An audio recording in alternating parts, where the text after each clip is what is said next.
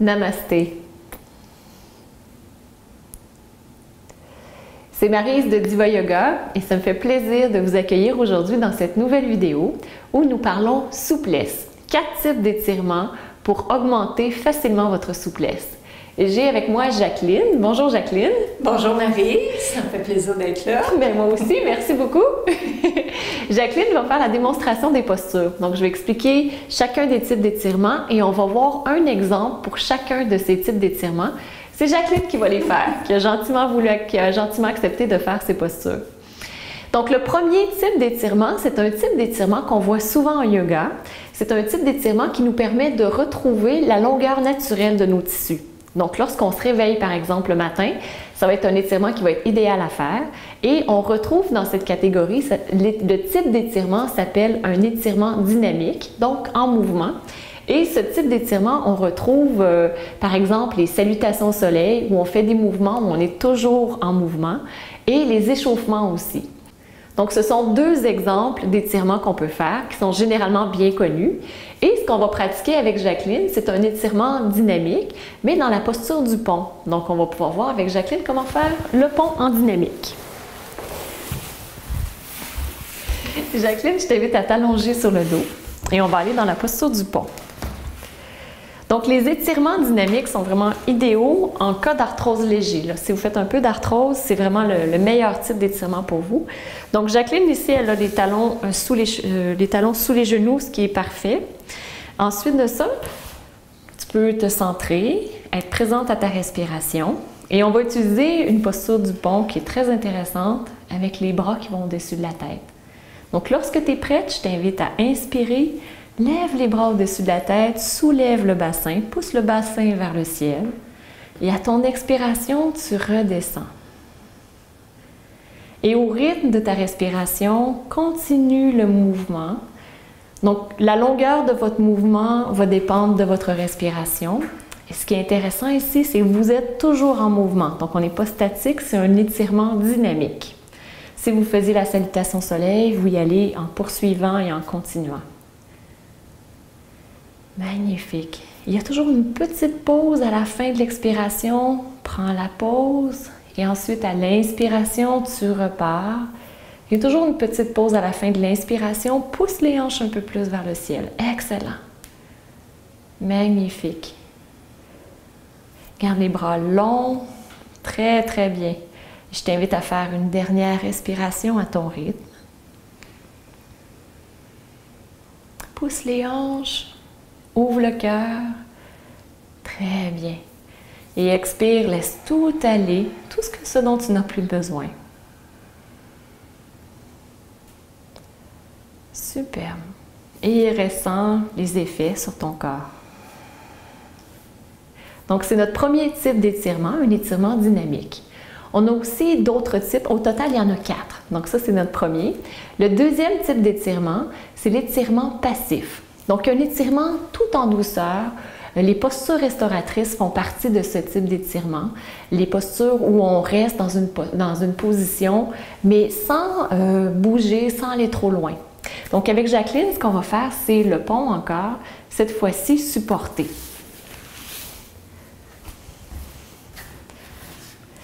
Donc, dans le pont supporté, on va utiliser un bloc pour pouvoir laisser la gravité créer l'étirement. Il y a 3 hauteurs à un bloc, donc une petite hauteur, une hauteur moyenne et une très grande hauteur. Donc, Jacqueline, on va commencer par la moyenne hauteur, puis on verra comment ça ira pour ça. Donc, je t'invite à inspirer et soulève le bassin vers le ciel. Et on va glisser le bloc en dessous. Je te laisse le placer sous le sacrum.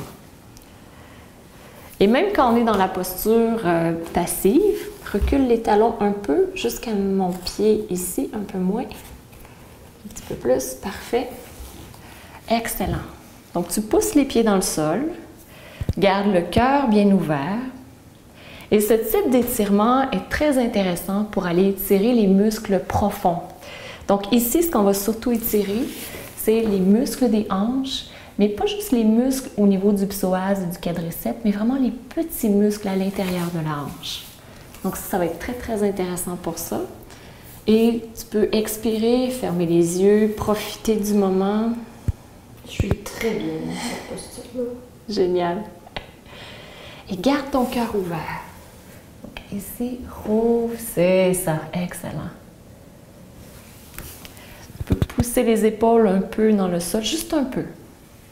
Pousser l'arrière de la tête dans le sol aussi, en gardant le menton légèrement rentré. Magnifique. Et les postures restauratrices, les postures où on fait des étirements passifs, aident beaucoup à calmer le système nerveux, énormément. Et encore une fois, c'est le type d'étirement qui est très approprié pour les gens qui font de l'arthrose léger.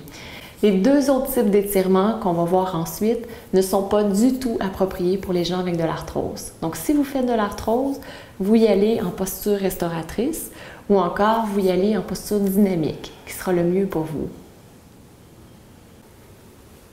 Une posture comme celle-là, où on fait un étirement passif, permet de relâcher les tensions profondes. Donc, ce qu'on voit en ce moment, c'est que ça calme énormément l'esprit. On diminue le stress d'une façon incroyable et ça permet à l'harmonie et la sérénité de s'installer.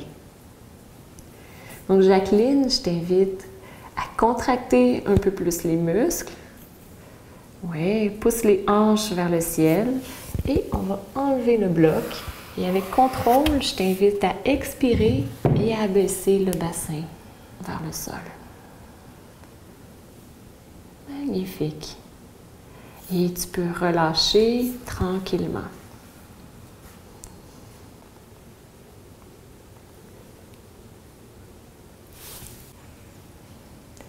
Le troisième type d'étirement est un étirement actif. Donc, ce type d'étirement, ce qu'on fait, c'est qu'on commence d'abord par étirer un muscle et ensuite, on contracte son muscle opposé. Je vais vous donner un exemple avec Jacqueline, ça va être beaucoup plus facile à comprendre.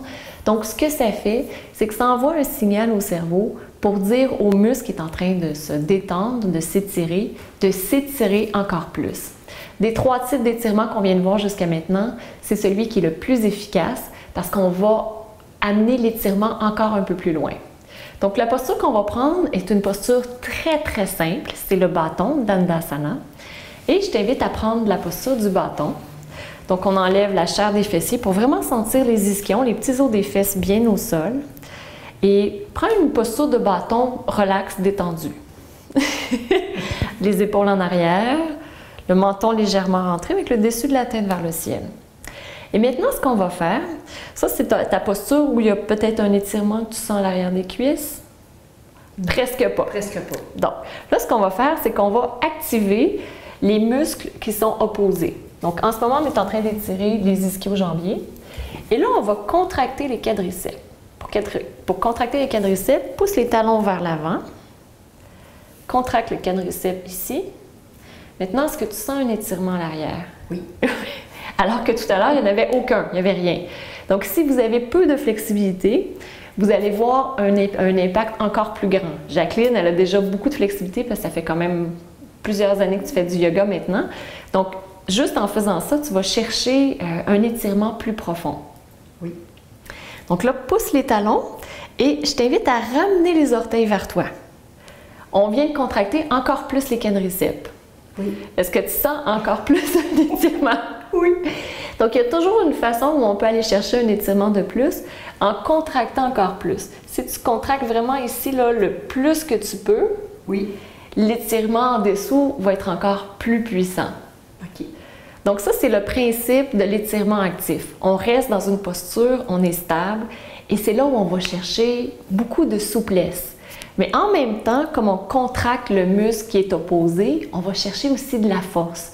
Ça nous permet de développer un corps qui est équilibré parce qu'on va à la fois chercher un étirement en dessous de la cuisse et la contraction. Donc, on a les deux.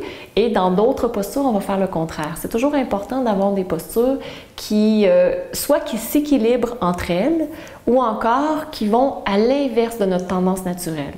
Donc, dans notre société, c'est très rare en général qu'on étire les muscles à l'arrière des cuisses. Surtout les femmes, on a les talons hauts en plus de ça.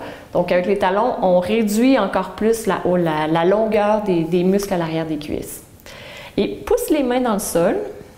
Excellent. Pubis vers le nombril, les épaules vers l'arrière. Respire profondément. Et comme tu as beaucoup plus de flexibilité, là, tu sais ça, tout est parfait, Avance doucement. Garde le tronc droit sans arrondir le dos.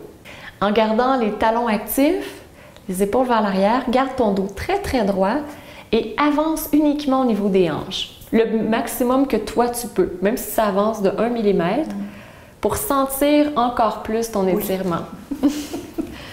Là, ce qu'on peut faire comme assistance ici, c'est moi je peux t'aider avec, c'est ça, juste là, avec le bassin. Est-ce que tu sens un étirement? Oui, c'est comme assez. Non, ça va parfait. Excellent. Donc là, garde cette longueur dans ton dos, avance, amène le pubis vers le nombril. Parce que là, on a contracté, on s'est occupé des cuisses, on peut faire la même chose avec le dos. Donc, tu as un étirement dans ton dos en ce moment.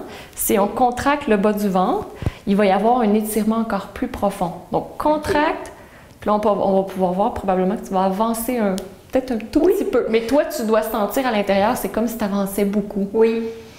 Puis l'extérieur n'a pas d'importance, c'est comment on se sent à l'intérieur. Donc, toi, ça se peut que tu aies l'impression là, que ça a avancé, que c'est incroyable. C'est ce qui compte.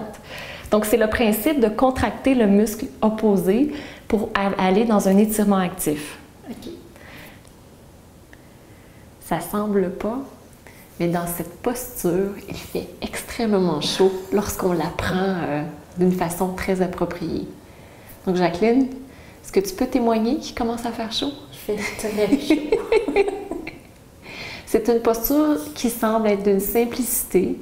On se dit non, mais faire ça, s'asseoir au sol comme ça. Mais elle apporte tellement de bienfaits. Comme en ce moment, on étire l'arrière des jambes, on contracte l'avant des jambes, on renforce le dos, on développe la stabilité et la concentration. Le bâton, c'est une posture extraordinaire qui développe aussi notre feu intérieur. Donc, Jacqueline, tu peux relâcher. Ressentir les sensations aussi. Le bien-être que ça apporte. Oui. Et ce type d'étirement, l'étirement actif, est très puissant. Vous le faites après avoir échauffé vos muscles. Donc, après avoir fait souvent, c'est préférable de faire des étirements dynamiques avant de faire un étirement actif. Donc, vous faites soit salutation soleil, des échauffements ou encore un type d'étirement comme on a fait avec, qui va échauffer tout le corps, comme on a fait avec le pont. Donc, cela, c'est vraiment, on peut le faire de nous-mêmes et c'est très puissant. Merci. C'est pas fini? Notre quatrième type d'étirement, c'est l'étirement facilité. On lui donne aussi le nom de proprioceptif. Donc, c'est là où on va étirer le plus possible les muscles. Pour celui-là, en général, je le fais plutôt dans les cours de yoga en privé ou encore les cours de yoga en groupe, en personne, mais vous pouvez aussi le faire à la maison en le faisant avec quelqu'un. Donc, ce qu'on va faire dans celui-là, on va utiliser la posture des bras de la tête de vache pour ouvrir encore plus les épaules.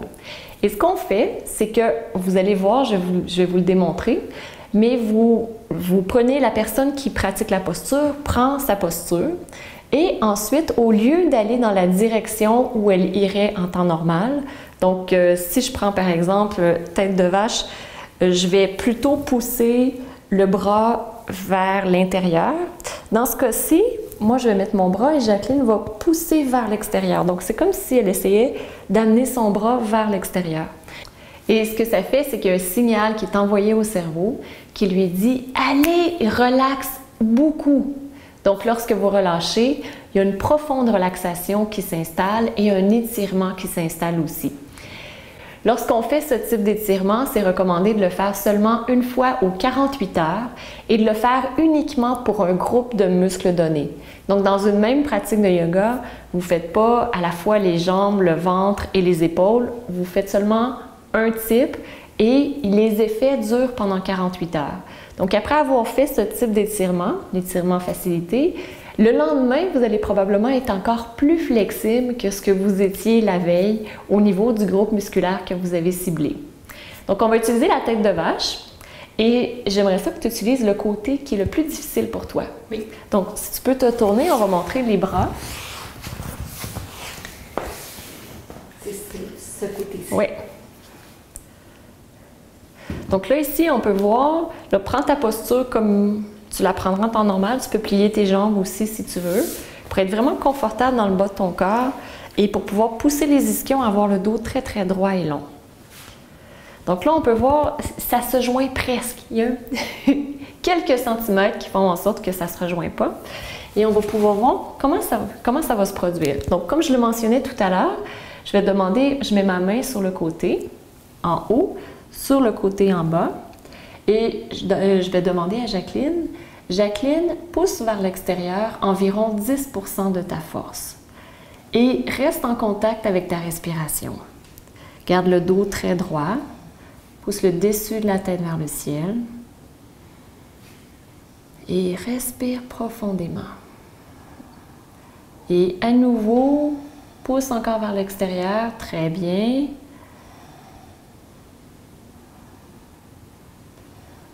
Donc, respire profondément ici encore, pousse encore vers l'extérieur, super. C'est des muscles qui sont souvent faibles. Donc là, on a utilisé ton côté qui est le moins flexible, qui est souvent aussi le côté le plus faible. Donc, je te demande de pousser, donc ça demande de la force, même si c'est seulement 10% sur une longue période. C'est très exigeant.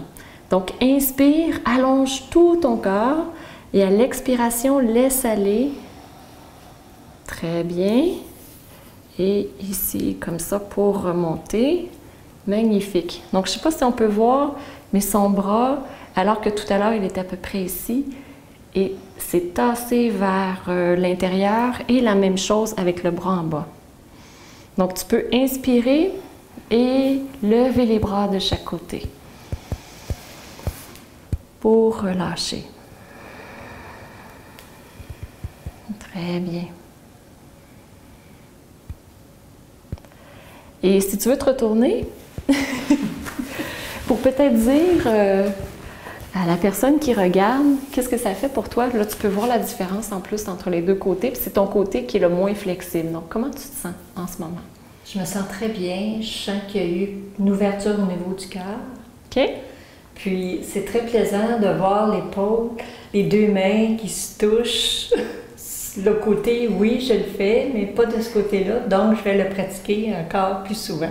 Oui, puis il faudra demander à quelqu'un qui te le fasse, parce que ça, on ne peut pas le faire soi-même. Exactement. C'est pour cette partie du corps. Il y a certaines parties du corps qu'on peut le faire soi-même, mais pas ça. Merci. Ça fait plaisir. Puis on pourra faire l'autre côté ensuite.